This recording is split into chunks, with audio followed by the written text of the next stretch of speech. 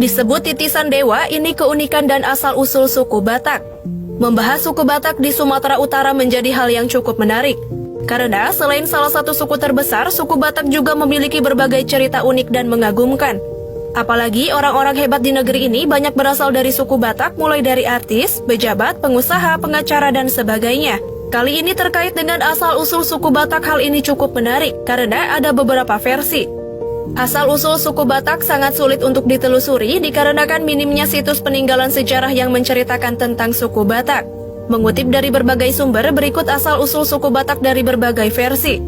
Jika dilihat dari legenda yang dipercayai sebagian masyarakat Batak dari generasi ke generasi, selalu disebutkan asal-usul suku Batak dari titisan dewa yang turun ke Gunung Pusuk Buhit di Samosir.